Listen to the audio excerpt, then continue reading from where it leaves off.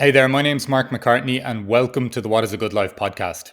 Over the last 2 years, I've interviewed over 150 people around this question, not to provide you with the universal answer, but to help you find and define your own answer to this question. On the 25th episode of the What is a Good Life podcast, I'm joined by Jamie Crawford, a former CEO and leader of multiple media brands in Ireland who was diagnosed with MS at the age of 32. After his wife was diagnosed with breast cancer, together they created The Good Glow, a wellness company with a hugely popular podcast and now a #1 best-selling book called Glow, to inspire people to live fulfilled and healthier lives. In this episode, Jamie takes us through the process of discovering he had MS and what he feels contributed to the diagnosis. He also shares the series of adversities he faced shortly after the MS diagnosis, losing his father to cancer and his wife being diagnosed with breast cancer several months after giving birth. We explore our sometimes unhealthy capacity to compartmentalise our problems and struggles and how it generally exacerbates our problems. And Jamie shares how he is grateful for his experiences and what they have taught him in terms of resilience, the changes he has made to his life, and for ultimately becoming more aware of what matters most to him in life, time and moments with his family and helping others. Whether you are struggling with something presently in your life, facing adversity, or finding it difficult to share your problems with others, this episode will provide you with plenty of inspiration, encouragement, and new perspectives, while providing plenty of reminders of what matters most in life. Jamie's story is a great example of the obstacle becoming the way, and I took a lot from this conversation, as I'm sure you will too. And if you enjoy this conversation, please like, share, and subscribe and leave reviews on the podcasting platforms, as I greatly appreciate your support at this stage of my podcasting journey. So without further ado, the 25th episode of the What is a Good Life podcast. So, Jamie, thank you very, very much for joining me here on the What is a Good Life podcast today. As I mentioned to you in our little pre-chat there, I became aware of your story through a post on LinkedIn and a bit of research on my behalf. So I was very excited to have you here today to have this conversation. Oh, yeah, thanks for having me. I'm privileged. I've seen your previous guests and listened to a few of the podcasts, so I'm privileged to have been asked on. Really appreciate it. Great stuff. Cheers, Jamie. So as you may be aware, then the first question I tend to ask, Jamie, is there a question you're trying to answer as you move through life? Yeah, I thought about this when I heard you ask it that on a couple of the pods, and I was thinking there's probably a series of questions that occur at various phases of life. You know, for me, prior to maybe the last 5 years, those questions were maybe externally focused or whatever. I'm definitely more focused on my internal world now, and they're probably internally focused, if that makes sense. And so that hasn't really answered your question, but at the moment, the question that's kind of coming to me most is, how do I help people? Right. And that's by telling my stories and by sharing my life learnings over the last maybe 10 years. So to give you a bit of context on that, Mark, obviously going way back, I was chief executive of a big enough media company here in Ireland, worked myself to the bone to some extent, probably working 14, 15-hour days, 5 days a week, optionally working weekends just because I felt like I needed to or I had to. I had this huge internal drive for success and thought that success meant cars, houses, nice things, as opposed to anything else. I wasn't really focused, like I said, on my inner world. And I think that I drove myself into the ground. I became quite sick. I developed multiple sclerosis. I believe through living a life with zero balance and having massive quantities of stress put upon myself all the time, on my own back, as well as coming at me. And then I sort of got my head around that a little bit and went to a good enough place, a happy place, sort of met my partner, ended up getting married. Life was going in a great direction. Everything was good. Suddenly my dad became sick and died of cancer really quickly, really suddenly. And then less than a year later, we had a baby. Super happy day. You know, it's the best day of your life, as you'll figure out in the coming months. But then suddenly 7 months later, the happiness was taken away by my wife's cancer diagnosis. So she was diagnosed with cancer. So that sort of all happened over a period of like 7 years, in addition to leaving the job, deciding to switch careers and go into tech a little bit. Had to leave that then because Georgie got sick and I didn't know where we were going. And you know yourself, you're in a startup, things can get a bit hairy from time to time. So I left that career, went back to media, and then luckily things have started to go in the right direction again now. And our focus has been to take the life lessons that we've had over the last maybe 10 years together as a couple and try and share some of those learnings in order to kind of help people. So that's a very long-winded answer to your question. No, but Jesus, Jamie, that's man, that's a lot, isn't it?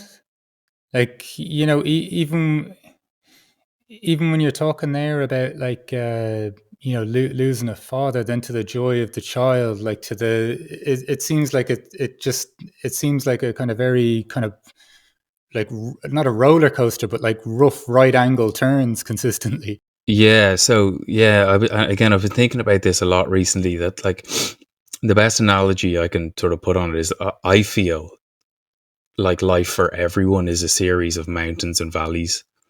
Yeah. And you climb the mountain and you get to the top and you experience the awe and you get to a good place, but you never really stay there for too long because inevitably, and if there is someone in the world who hasn't experienced hardship, then, show them to me because I'd love to chat to them about how they did it. So if you think about the mountains and the valleys, eventually you're going to have to come down the other side of the mountain and then you're in the valley, and that's the hard place. That's where all the tough stuff is happening, and life can bring you into that place. And then eventually you work your way through it, and here comes the next mountain, if you will, and you start climbing again and you get to a good place. So I probably am at that maybe a second mountain now in life, which has given me perspective. And I've gone through that hard bit in the coming on the come down from the high of, like, I was 32 years of age. I was a CEO of 2 businesses. I was seen on the outside in very successful, looked like I had an amazing life, whatever, but I was working myself to the bone and I made myself sick, and all that other stuff happened. So I've gone through those the valley bit, if you will. My wife getting cancer, having a baby, my dad passing away, all that happened in maybe a 14-month period. And within that come the learnings, and I don't feel like I'll experience the depth of valley in the next one, if you know what I mean, because it will come Yeah. again, but the depth won't be there, because what I've gone through I'm actually quite grateful for to some extent. And that might sound like a weird thing to say, but a lot of people have said to me that I'm unflappable and I'm unfazable. Like, nothing is really a problem to me because I've seen a lot and have been through a lot. So the small things in life that come along that may phase other people are actually, to me, are like, it's pretty easy to get through them. I've become quite resilient, and I've learned a lot about resilience and adversity and taking on big problems that may be perceived to be big, but for me there's always a solution, and it starts with controlling the controllables and focusing on that, which a lot of people don't know how to do at the time of something big or disastrous happening to them. Do you know, it reminds me of I interviewed someone in the initial 120 interviews when they had to get an organ transplant later in their life, but they were born with an illness from childhood, and so when they saw other people going through and getting organ transplants, they saw people just kind of fall apart. But because this person had kind of been going to hospital from a young age, they were able to handle the situation much more than other people around them. It's amazing, just the sometimes the things that we're trying to obviously avoid in life, but how much, as you say, there is learnings, or there is something to take from this experience as well. Yeah, 100%. I think that it would be crazy to say that at the time they didn't seem like the worst thing that ever happened. When I look back at them now, a lot of the stuff isn't the worst thing that ever happened, because it's given me perspective. It's given me the ability to cope with adversity. It's given me a huge amount of understanding that the small things in life are the big things in life. Taking my daughter for Yeah, a walk on the beach is huge. Being able to bring her to school, every morning, because of the adjustments and stuff that I've made in my life, is their blessings, and they wouldn't have happened if it wasn't for that stuff. So the perspective that I have on things is quite different, and people kind of listen to me and think I'm a bit mad because I have that perspective. But those are maybe people that haven't experienced the stuff that I've experienced or gone through the, bouts of depression and things that I've had in my life that have come with these various huge life changing moments. And they've ultimately given me a bit. And if I think that's what happens now, if something else were to happen, I know that in that moment, I have to say to myself, not this is, oh my God, this is the worst thing. It's like, if you shift your perspective on how you view a problem to, okay, what's this here to teach me? What am I going to get out of this when I'm through it? Then it becomes a different approach to solving that problem. Your perspective shift will change how you actually approach the problem. Some people, I think, can get stuck in this is terrible, this is terrible, it's terrible, it's terrible, everything is terrible, poor me, that kind of way. And it, I'm not taking away from anyone else's adversity, but you can get stuck there. And if you get stuck there, that means you're not getting through it, you're not working through it, you're just going to be there for a longer time than you probably need to be. And just when you mentioned at the very start this sense of that you made yourself unwell with the sheer level of work, is that the perspective that you're taking from your own experience then with the diagnosis or the illness? Certainly. So MS is ultimately an autoimmune disease, and autoimmune diseases, well, most diseases actually come from inflammation in the body, and the inflammation, in my case, causes your immune system to attack itself and basically attack your central nervous system, which is your brain and spinal cord. So in my case, I put myself in stressful environments all the time because I kind of wore stress as a badge of honor. And I was like, oh, I'm busy. Anyone asked me how's things, I'd be like, so busy. And was I busy? Yeah. Reality, probably not. I just had no balance to Yeah. sort of counter it. So I would work. I used to try and avoid the traffic in the morning. So I'd come in at like 9:30, but I'd go home at 9:30. Or I'd go in Right. really early, and then because it was 5 o'clock in Dublin, traffic would be so bad, I'd be like, I'll just wait here till about 7 and then just cruise home half an hour. So I was in the office for 12-hour days most days, and doing weekend stuff, just optional, putting myself in a position to be stressed the whole time. Fight or flight mode. I was permanently in. There was no off button on that. It was just there. I could feel it. And then, when you're in those situations all the time and you're looking for outlets, and mine was to any free time I had, I'd be either out with clients or out at the weekend with friends trying to blow off some steam, which is definitely the not right type of approach when you're in those situations. But it just was what it was. And that's how I thought I was dealing with it, but it wasn't. Do you know when you, because I obviously I listened to a podcast which I'll send the link, I'll attach the link to this as well, that you did with your wife, and you were kind of saying though that you really wanted to be working, like, and even there you're saying like you're ambitious, like what you think was driving that, like what, like this kind of insatiable appetite almost for the work, or trying to achieve something. Yeah, I think that probably comes back down to a lack of self-belief from when I was younger. Maybe like I was never a super student at school. I went to private college because I missed my course in college and stuff like that. So I had to kind of go to where I got to a difficult route, but I felt like if I worked really hard, that's what success would mean. So even in the first, so I took a job. I was one of those guys that handed out the flyers for the company on the promo team, driving this pink Mini around town, with like my David Beckham-esque hair and and a ridiculous tan. And I was like, I'll take this job for a few months. I have a marketing degree. I'll just see if I can get into the marketing department. And then I could see a pathway to like the marketing director position. I was like, oh, there's not that many people ahead of me. I could maybe work really hard and be forthwith and work all the hours that I could and just be at anyone's beck and call. And I'll get there. And so I was 23. handing out flyers. 5 years later, I was sitting in the chief executive chair. I was the CEO. So I had worked really hard and put myself in a position to win all the time, and pretty much sacked off everything else in my life to get there. And maybe those 5 years put that in my head. If I just keep going this direction, then what's next and what's next and what's next, instead of, probably sitting in the moment a little bit and being like, wow, I got there.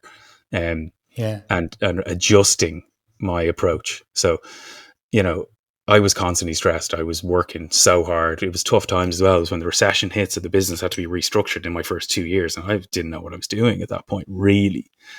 Yeah. I'd have a different approach to it now. And then so you're working really, really hard, and then you start to feel like some symptoms, and then like essentially your world starts to shift quite considerably, or how would you kind Yeah. of characterize the experience?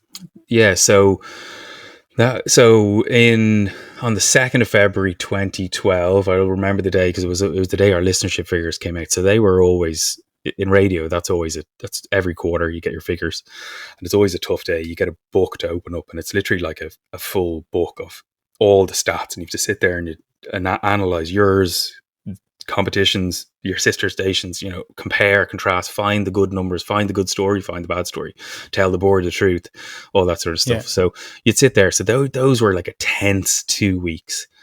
So always leading up to that, I was always doing my prep work, working 14-hour days to try and make sure that I had answers for all the questions that were going to come at me after those results, whether they were good or bad.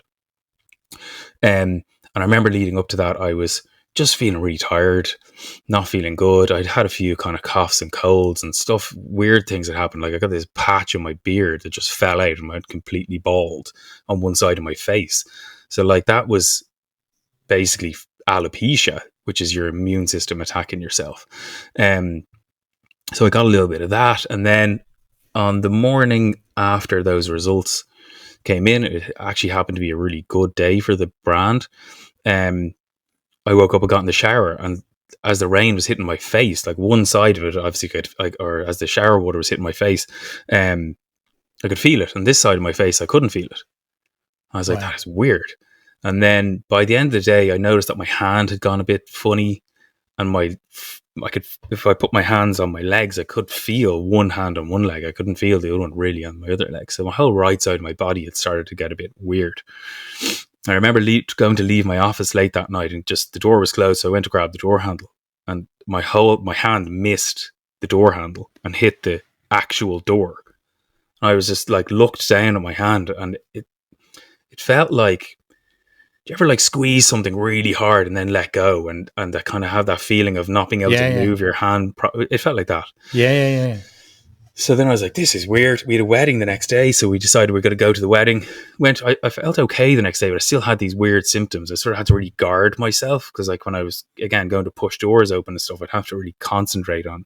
I was like, there's something wrong here. Spoke to my dad, and he's like, just go to the GP and get it checked. Went to the GP, got it checked. He's like, this could be one or two things. You've either had a stroke or you have MS. Like in those moments, neither of those things are anything you want to hear, but he was really matter of fact about it. And he goes, look, if it's MS, I have a patient that was in here the other day. She's 80 years of age. I diagnosed her 30 something years ago. My doctor was quite old. And I was like, right, still not what I want to hear. But anyway, that thought always stuck with me. So I went and got brain scans and all that sort of stuff. And I spent a week in hospital, kind of hidden away from work. I kind of told people I was going away for 2 weeks. And I went in, and by the fourth day, they pretty much told me, yeah, this is MS. You can see the white spot lesions in your brain. Thankfully, none of them were on my spinal cord, because that would have caused like movement problems. And that was it. And get on medication, and off you go. I remember asking the doctor, actually, like, as I was leaving the hospital, like, what do I do now? And he's like, just go live your life. Wow. And I kind of went, is that it? Have you not got any other solutions? He's just like, no, just need to go live your best life. It's like, okay. But the Just it's amazing. Even before you mentioned the diagnosis, there, like, just I can only imagine the ferocity which you're approaching life with. That even if you're not feeling something on your face, or you hit the door with your hand, or your hand's numb, that it's still just the mindset's kind of like, let's get Yeah, on with things. Like, I yeah, can check this later, almost like. yeah. I was always quite like that. Like in terms of, even if I played sports, if I have a bit of an injury, I try and play through it, or I'll be fine when I'll just play through it and I'll be grand next week, that kind of way. Or I definitely had that mindset of like, I'll be fine, um, and like I'll never get sick. But the weird thing is, and I was talking about this to someone recently, I always, my whole life, had this massive fear of having something wrong with my brain, Really? and I'm not saying it's linked or I manifested it or whatever you want to Yeah, call yeah, yeah. that, but I always had a fear of that, and it happened. And thankfully, look, I'm well now and all that sort of stuff, and I've adjusted my everything in order to be the way I am. But it took a while to get there. Well, that's yeah, just, well, I can't imagine at that age as well, just going through that process. I mentioned just when we started talking, like, I think it was around the age of 31 or something, that I saw a therapist for the first time and started to even remotely reflect on any of my Mm. stuff. And just how bulletproof I always projected myself in my 20s, like never admit an insecurity, march on with everything. Like, I was this was this a wake up call for you, in the sense of even shifting some of that for you, or did you just try to double down on kind of still marching through? Yeah. Do you get me? So yeah, no, 100%. So I took the approach of, well, I don't know how long I'll have left, and I don't know what course this is going to take. So all the things I want to do and achieve, I need to get them done now. So I doubled Right. down on the work, and sort of, I had to. The only sort of daily reminder I had was when I geared up my needle and prepped the medication and then stuck it in my side, and felt the freezing cold. The medication at the time basically made wherever you inject it almost like feel like ice in your body, so it would go freezing for ages. But that was 5 minutes, so that was the 5 minutes of the day I reminded myself I have MS now. Outside of that, I just buried it. It was gone, and I was just into go mode. Like, let's achieve everything we need to achieve in this time. So there's a couple of like big landmark moments we actually did get to achieve in that time. So we got nominated as, we lost to BBC Radio 1, which was not a bad thing to lose, not a bad station to lose to at the time, at the World Radio Awards for Radio Station of the Year, which was huge. It was a huge accolade for a tiny, relatively tiny radio brand from Ireland, to lose to like a state funded UK radio station. Yeah. And then we won Media Brand of the Year in 2013 and started winning a load of awards and just putting Spain really on the map for the next couple of years. And those are all big kind of career achievements for me. And I just sort of said, this is okay, I can deal with this now, and buried it. But that to me, now that I reflect on that and I look back, that to me was really the first stage of the grieving process, which is denial. I was Yeah. in denial for a very long period of time. And then I actually had a relapse with the MS. So basically, MS works like the MS I have is called relapse remitting MS. So you have a relapse, or you have your first issue, and then it goes into remission, basically dormant, and then it can come back. So mine kind of came back. I had the similar symptoms again. Went for a brain scan. They showed new areas of white spot lesions in my brain, which kind of shook me a little bit. And I had to change medication and go on a slightly more dangerous medication, the next stage of the one that I was on, which is an oral medication, and I have to get blood tests done every month, and mind my liver and kidney functions. But it's really effective, and I've been on that ever since, and I haven't had anything. But that to me then was probably a little bit of a wake up call to hurry up in life and start doing the big things. So then, I proposed to my now wife, Georgie. We got engaged, got married. And that was when, everything started to rise again. You were at the top of the mountain and everything was amazing. And the view was awesome. Literally, we were happy moment. And then the sledgehammer of my dad getting really sick and dying, a couple of months after our wedding, was, the next stage of getting bashed by life a little bit in that 10-year period. Well, man, there's look, sorry, I know it's belated or whatever, but just sorry to even hear about your father, man. The way I wasn't aware of that. There's something. It's remarkable how you could still march on even when you were, when you're mentioning even just the giving yourself injections, and just even how pointedly, like, when just as you're describing that, I almost feel like that free, like a cold patch in my skin. Like, it's not like take a tablet or something. Like it's almost like this deeply pressing, like potentially present moment in your day, and then it's just like, right, compartmentalize and get on again. Like I think for people that are listening, like it's incredible how humans that we do this, like that we.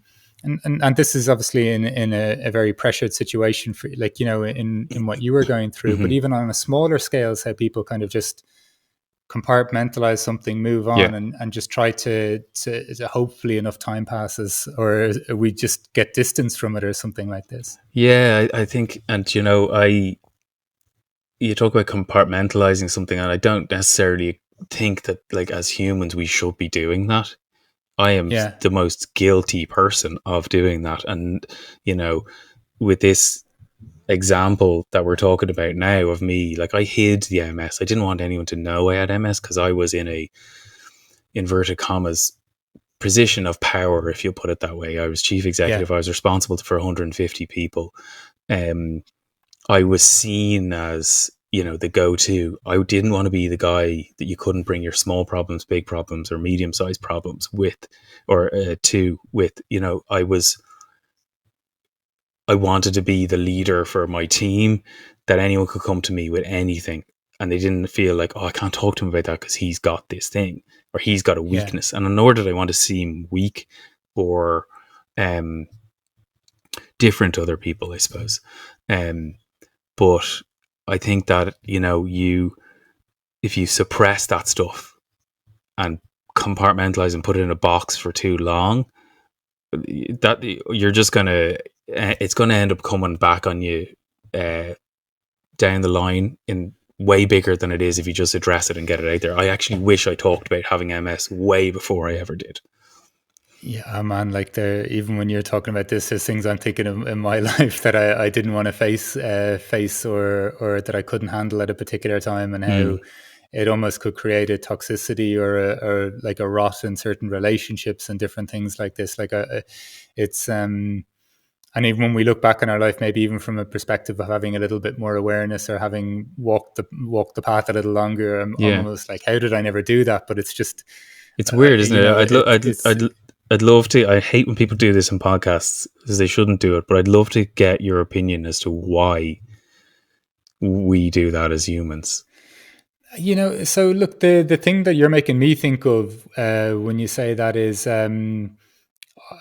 my folks split at a young age, and I always I felt a pain around that, I think. And when I look around back at my 20s, I created a narrative that my dad not being around never affected me at all. Right. Like, because, I got on, I studied hard. I always I did reasonably well in my career and stuff like that. And I always wanted to seem bulletproof. I assume, just from my own experience, I assume that, like, I couldn't handle a certain amount of pain anymore. And then I think sometimes then we put it away, and then for a period of time, it creates a gap. This is, and this, I'm not a psychologist, and this is just my perception. So it does give you a little bit of a clearing initially. So there is like an incentive to keep it at bay. And then it just, I don't know, that thing just, maybe it gets overgrown, and then you almost have to surgically remove it. And just the idea of removing it then just gets so painful. and it's still out of sight. Do you get me? Like that would be my rough kind of thinking about these things, because Yeah. I do think there's a short-term payoff, and then I don't know, we just find a new way to maneuver our way through life, even though maybe we're walking in a different way with a different gait now, but we've just got used to walking with that gait. So we Yeah. just kind of think that that's just the way it is now. Yeah. No, 100%. I definitely agree with you on that one.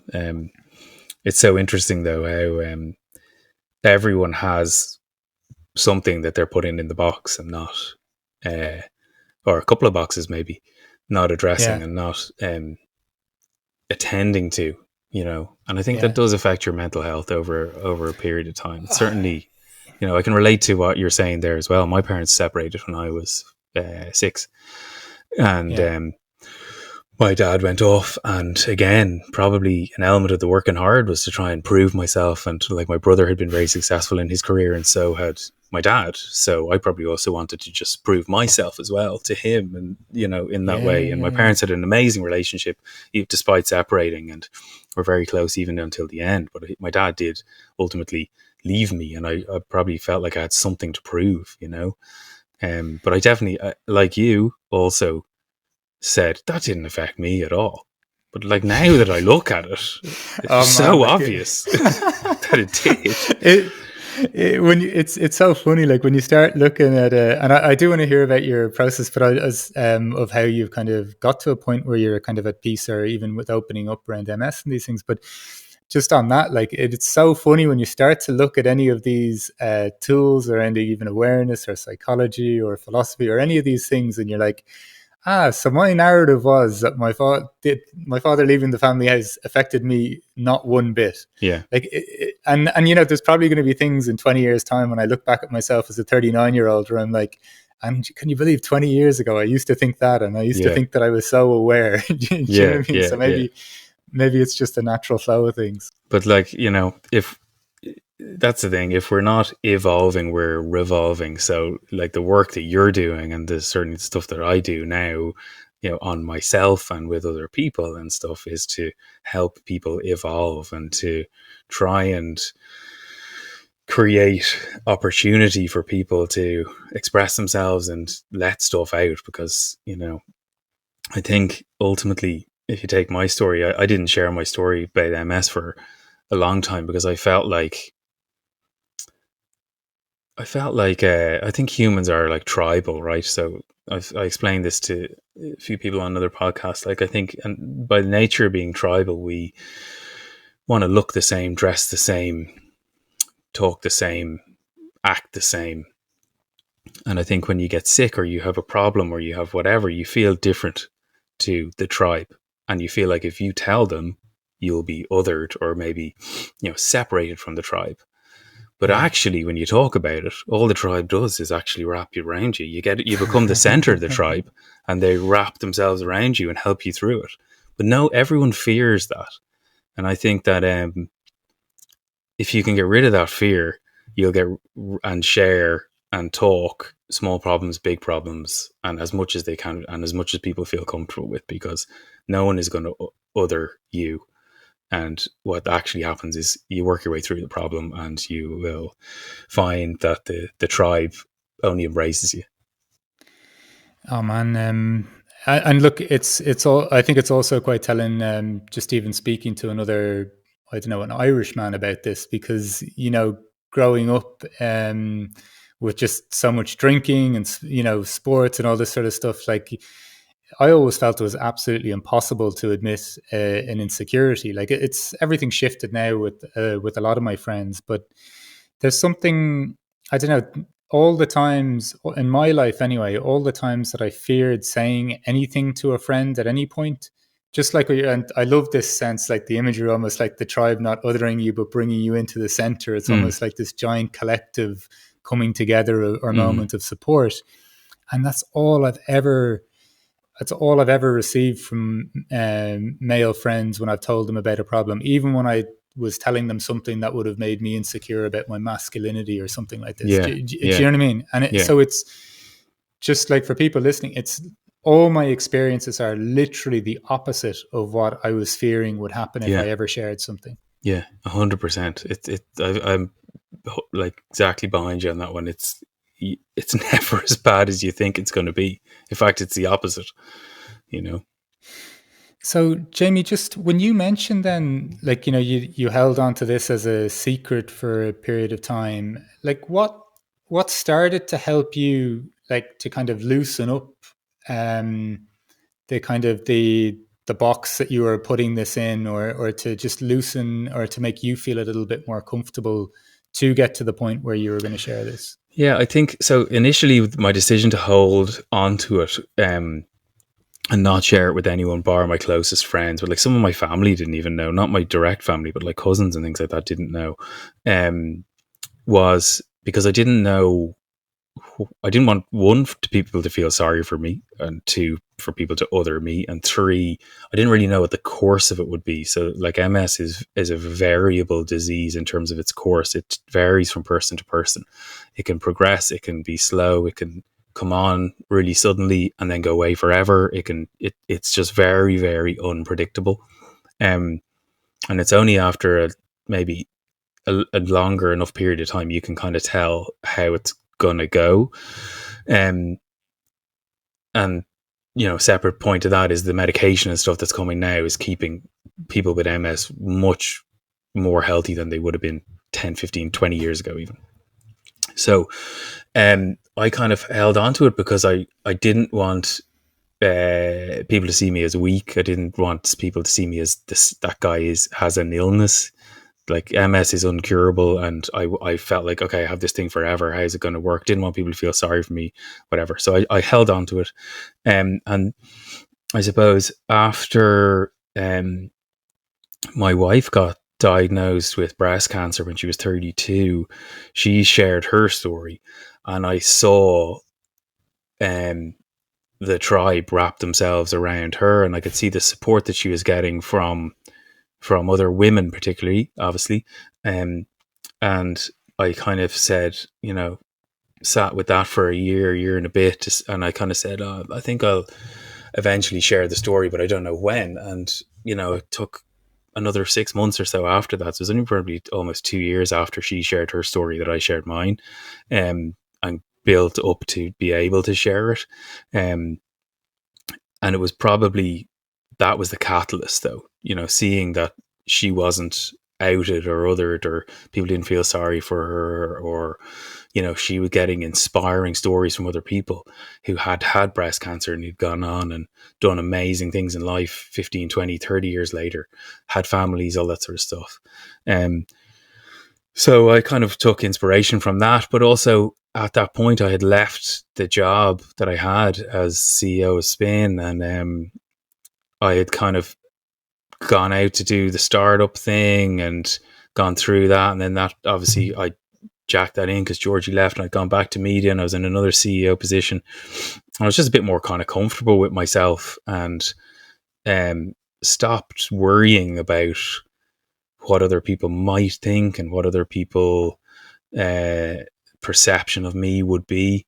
Because I'd gone through my dad passing away, Georgie getting sick, us having a baby, and my perspective on was less on what people thought of me and how I felt on the inside. And then, was this a case then, Jamie, of just like life events and just finding a way to navigating your way through them, that it revealed more of yourself to yourself? Or were there Yeah, practices that you were embarking upon as well, or how would you kind of no. So describe that? yeah, I think I spent some time in with a therapist. Went to counselling. That definitely helped me. Just gave me a different perspective and a different view, and gave me some like techniques to deal with the anxiety that it would bring and things like that. Um, and I, what's the way to say it? I sort of over time started to get a bit curious um, about like new ideas and new ways of doing things. So spending Yeah. more time in nature, being mindful of activity. I used to just go around the place doing things in a million miles an hour, not really thinking about what I was doing.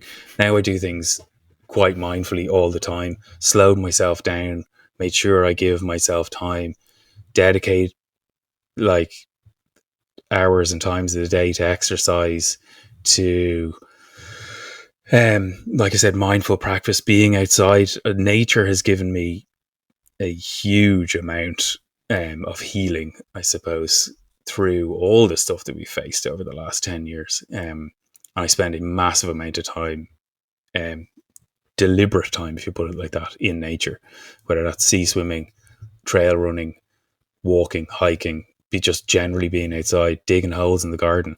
That has given me a huge amount of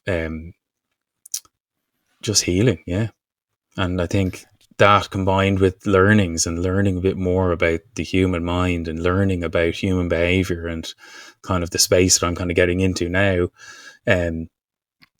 is bringing me a lot of sort of more perspective and balance, and giving me practices, tools, techniques, and things like that that are helping me through it. Well, that's it sounds kind of unimaginable that you'd be in the place that you're in now without the diagnosis that you had.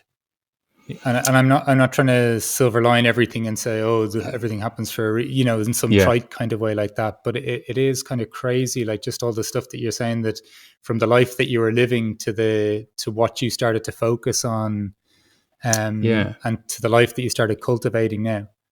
Yeah. Like I think like my daughter coming along also gave me a huge amount to uh,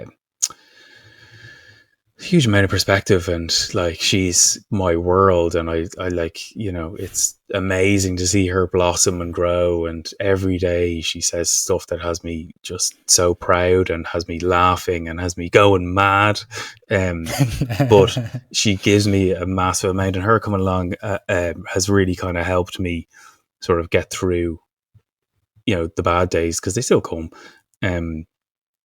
but it's it's an amazing perspective that she's given and stuff, and I've learned how to sort of navigate life. If you can live, if you can get down on the floor and get messy and have mess around to your kid, and let them bury in sand on the beach and do that sort of stuff, that's what living is now. And if I look back to when I was a CEO and what I was doing back then to what I'm doing now and the way I live life now, it's a hugely different place to be. I kind of went off on a tangent there, Mark. Sorry about No, that. no, no, no, no. You did not, man. Isn't that just a beautiful image though? Like of what, like almost what a good life is now. Like just letting your daughter bury you on the sand on a beach. Like it doesn't have to be very complicated, right? Like No, there's it is literally as simple as that, and there's no technology involved in that, and there's no nothing but a set of hands and maybe a little plastic shovel or spade, and she's throwing stuff at you, and that is what living is, that for yeah. me is it, and seeing her blossom and grow and have fun, and sit down on the floor here and draw pictures of me. And I woke up the other morning and came into the lounge, and there was just a letter on the floor saying, "I love you, Dad." And I'm just like, that, all the Christmas bonuses and all the accolades and the awards and all that stuff, at the time it can mean stuff, and obviously if you're very career focused, those things help. But when you get some perspective on life given to you, whether you wanted it or not, the moments where your kid writes a little letter and shoves it under the door, the bedroom door for you, it's there when you wake up, those are the most amazing things. Do you know, there was a question when I did the initial 120 interviews. They followed a slightly different format than the podcast interviews I'm doing, but I think people almost seemed embarrassed about when I asked them to recall moments of strong or seminal moments of fulfillment. They were almost kind of embarrassed with the answers that they gave, that they were just, for all these lofty things that we sometimes pursue. It's one fella once said, like, he left his cell phone in the car one day, and he went to the playground with his daughter, and he was completely undistracted. And that's Yeah. just stuck in his head like a sore thumb, if you know what I mean, in Yeah. terms of a moment of strong fulfillment. So yeah, what you're saying obviously resonates, I think, with a lot of other people's experience as well. Yeah, it Just does. when you mentioned coming through this remarkable series of events, like, when you're talking about your own diagnosis, your wife's illness, the passing of your father, just rebuilding your life, all these different things, the kind of resilience that's required. And I love the way too that you kind of set it up that there's still tough days. Jesus, like, we're still human beings, right? Like, Yeah. but you're also aware of almost this phase of going through the valley and coming out the other side. When just you mentioned at the very start this sense of helping others, could you kind of give people a sense of then how that's taking shape for you now in terms of how you're kind of processing or using your experiences in the aid of others? Yeah. So I suppose a tangible example of that is during COVID. Myself and a couple of friends of mine set up a men's circle. We felt like, okay, there's no pub anymore. Where do guys go to sit and have a chat? And actually, is there anything meaningful happening when you're sitting and having a chat in a pub? Yeah, those moments are needed, certainly, from a bonding point of view and all that. But what if we created something that was going to be a little bit more challenging for guys to maybe come and talk and just share, just throw it on the table, whether it's big, small, or medium-sized problems, throw it on the table. So we started a little men's circle that we meet up every Wednesday and just sit around a circle and with a fire in the middle, and like 8 cavemen, we were just sitting there but talking, and a few people would share problems, some people wouldn't share anything, they just sit there and listen. And sometimes that's okay. So we started that with a group of guys, and it's gone on to be something quite big. I've now left that, but I'm doing my own sort of stuff now with Georgie's brother, actually. Same sort of personal development based, nature based work where we're outside and we're sharing um, stories and taking people on kind of journeys of personal development, and telling guys it's okay to talk, it's okay to share problems with each other, because like I said, in the tribal thing, no one really judges you, no one actually cares. People hold on to things, I think, because they think people are going to care or judge them too much, but they kind of don't. They're too busy in their own stuff anyway to really um want to judge you. Normally, when you ask for help, people will generally help you. So, Yeah. in those moments when you're sharing things, you're actually probably asking for a little bit of help or just a bit of guidance, or another perspective on a problem that you might have. So that's probably a tangible example of what I'm doing. And then within the Good Glow, whilst it's a little bit more of a female focused business, Georgie, my wife, obviously was a broadcaster as well, and I was in radio. She left, she created a podcast. It's the biggest health and wellbeing podcast in the country now, and spawned off the back of that is a wellbeing brand called the Good Glow, that we do events, we do corporate wellbeing, we do coaching, we do what do we else we do, retreats, everything. And at the center of what we do there is ultimately use both of our stories, but more so Georgie's, maybe, to help people. My experience within my story of the last 10 years, to help people and share each other's stories, and we've created a really amazing community with over 100,000 followers on Instagram, and at the center of that is just a deep desire to help people, and that is, to me, why the business has been so successful. Is that we deviate from that, it wouldn't be where it is now. But like, we're centered around, like, how can we help people? What is creating a podcast about whatever story? Say it's someone being adopted.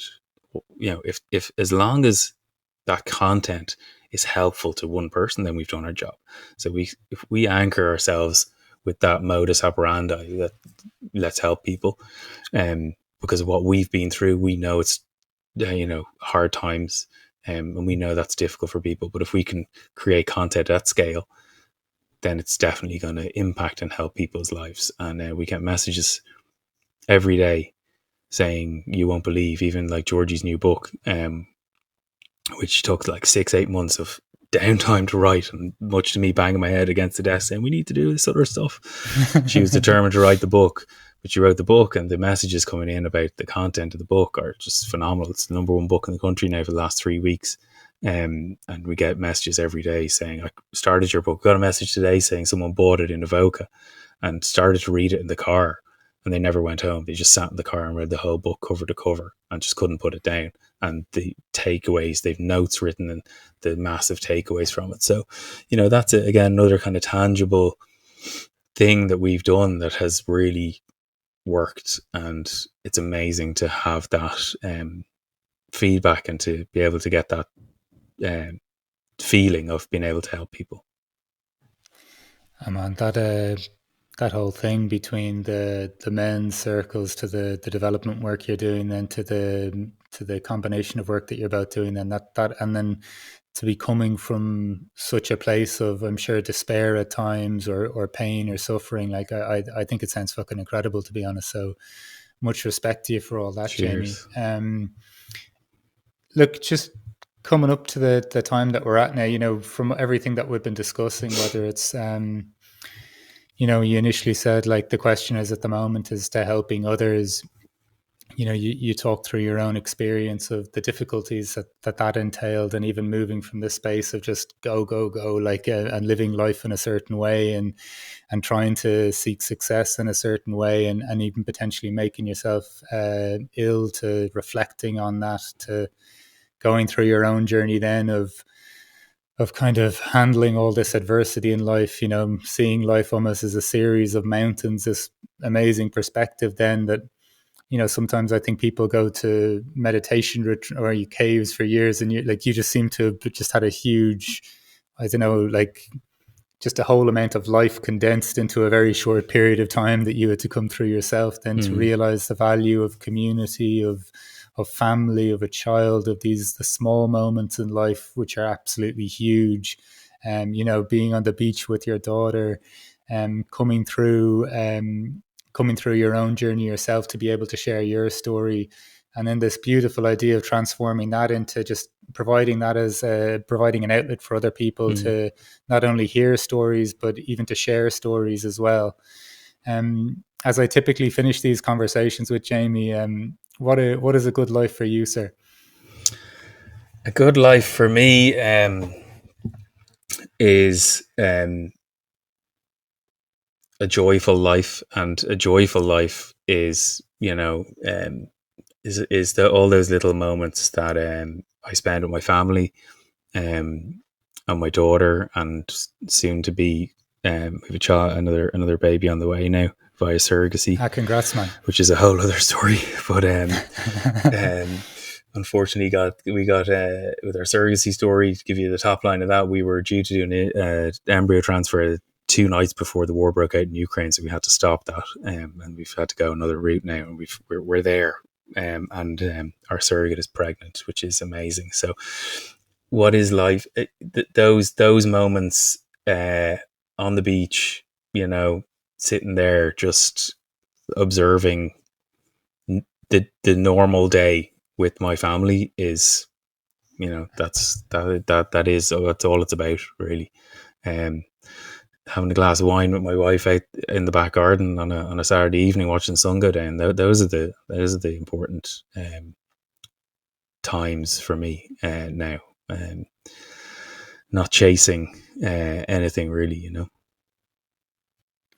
Yeah, I think that's beautiful, man. And it sounds like it's like life goes on, right? So it's not like you've just arrived at a point and it remains as so forever, but it seems like you're arriving at a lovely moment, or you're being in a lovely moment at the moment. So look, yeah. Jamie, thank you so much for joining me on the What is a Good Life podcast today. Thank you for all that you've shared, and for the inspiring nature of your story as well, man. Very much appreciated. Like I said at the start, thanks a million for having me on. Appreciate it. It's a rare occasion that I do podcasts, but I like doing ones that have a good sense of meaning and a good sense of purpose. So, having listened to yours for the last week or so on various runs I've been on, I've really enjoyed it. And congrats to you on creating a great platform. And like I said, I'm delighted to be a part of it. Cheers, Jamie.